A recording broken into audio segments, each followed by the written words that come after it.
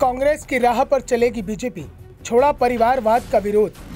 Karnataka formula MP में भी होगा लागू। बीजेपी में नेता पुत्र कर रहे हैं टिकट की दावेदारी।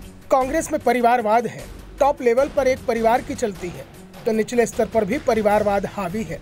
बीजेपी का हर नेता ये दावा करता रहा कि हमारे यहाँ एक चाय वाला पीएम बन सकता है और खुलकर फैसले ले सकता है, लेकिन कांग्रेस में पीएम हो या पार्टी अध्यक्ष एक परिवार के प्रति वफादार होता है।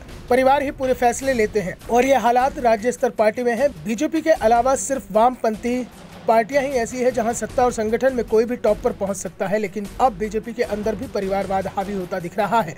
बीजेपी में परिवारवाद की शुरुआत कर्नाटक से हो गई है, जहां नेता पुत्रों को जमकर टिकट दिए गए हैं।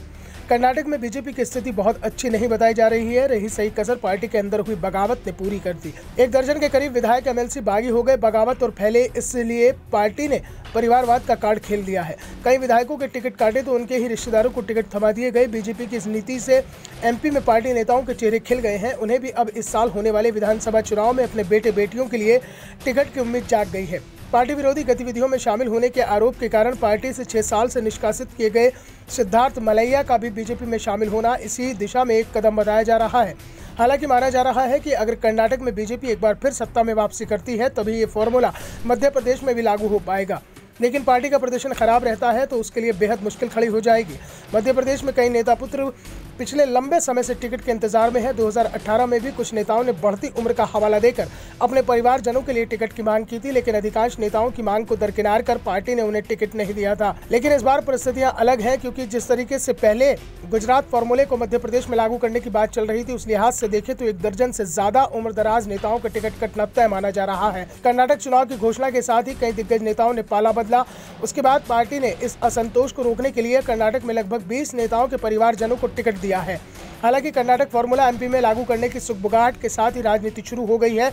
मध्य प्रदेश में जो नेता पुत्र टिकट की लाइन में खड़े हुए हैं उसमें पूर्व मंत्री गोपाल भार्गव के बेटे अभिषेक भार्गव, पूर्व मंत्री गौरीशंकर बिसेन की बेटी मौसमी बिसेन, पूर्व मंत्री जयंत मलैया के बेटे सिद्धार्थ मलैया, पूर्व सांसद प्रभात झा के बेटे तुष्मुल झा, केंद्रीय मंत्री नरेंद्र सिंह तोमर के बेटे देवेंद्र सिंह तोमर का नाम भी शामिल है।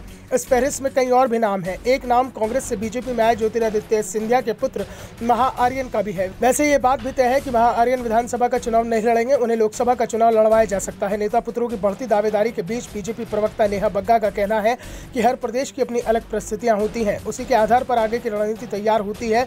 मध्य प्रदेश में भी पार्टी की प्राथमिकता जनाधार रखने वाले नेता की होगी। दूसरी ओर कांग्रेस ने इसे लेकर बीजेपी पर तंज कसा और कहा कि जो बीजेपी कभी परिवारवाद के लिए कांग्रेस को कोसती थी, अब हार को देखते हुए कर्नाटक में परिवारवाद के सिद्धांत से समझौता कर लिया। 20 से अधिक नेता पुत्र को टिकट दिए गए। ऐसी ही कुछ स्थितियां मध्य प्रदेश में भी बनने जा रही हैं। साथ ही उन्होंने कहा कि मध्य प्रदेश में भले ही नेता पुत्र पुत्रियों को टिकट दे दें, लेकिन बीजेपी को इस बार सफलता नहीं मिलने वाली है।